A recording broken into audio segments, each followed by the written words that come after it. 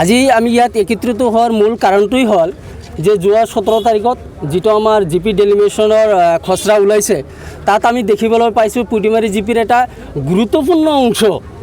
যাক আমি এক কথাত ক'বলৈ গ'লে পুটিমাৰী গাঁও পঞ্চায়তৰ মূল মেৰুদণ্ডস্বৰূপ অংশ এই অংশখিনি আজি আমি দেখিবলৈ পাইছোঁ এই ডেলিমিশ্যনত পুটিমাৰী জি পিৰ পৰা কৰ্তন কৰি ধীৰেশ্বৰ তাৰাংগাপুৰত অন্তৰ্ভুক্ত কৰিছে। গতিকে এই কাৰ্যক আমি গৰিহণা দিছোঁ আৰু ইয়াক আমি কেতিয়াও মানি নলওঁ। আমি পুটিমাৰী জি পিত আছিলোঁ, আমি অনাগত দিনতো পুটিমাৰী জি পিত থাকিম আৰু এইখিনিতে যিসকল ৰাজনৈতিক নেতা আজি এই আমাৰ লগত ষড়যন্ত্ৰ কৰিছে তেখেতক আপোনালোকৰ জৰিয়তে আমি স্পষ্ট ক'ব বিচাৰিছোঁ যে অনাগত দিনত এনেকুৱা যদি ষড়যন্ত্ৰ কৰে তেনেহ'লে কিন্তু ইয়াৰ পৰিণাম ভয়াৱহ হ'ব। গতিকে ইতিমধ্যে আমি আমাৰ ডি চি মহোদয়ক, আমাৰ চি অ' মহোদয়ক, আমাৰ বিলাসীপাৰা এছ ডি অ' বাইদেউক, আমাৰ বিলাসীপাৰা চাৰ্কেল অফিচাৰ বাইদেউক, আমাৰ নাইলগা ব্লকৰ ডেভেলপমেণ্ট বি ডি অ' ছাৰক আমি ইতিমধ্যে আমাৰ ৰাইজৰ ফালৰ পৰা আমি এটা কমপ্লেইন দিছোঁ। গতিকে তেওঁলোকৰ প্ৰতি আমাৰ পূৰ্ণ